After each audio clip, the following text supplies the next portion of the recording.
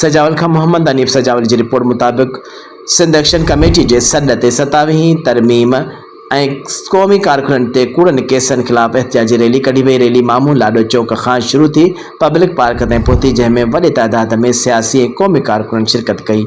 Rally खे ख़िताब कंदे अॻवाननि चयो त 27वीं तरमीम सिंध दुश्मन साज़िश आहे, जंहिंखे कंहिं बि सूरत में क़बूल न कंदासीं। असां हर अहिड़ी साज़िश खे नाकाम बणाईंदासीं जेका सिंध जे हक़नि ऐं वसीलनि ते धाड़ो हणे। सिंध धरतीअ जे हक़नि लाइ आवाज़ अॼु बि बुलंद आहे ऐं ईंदड़ ॾींहं बि जारी रहंदी।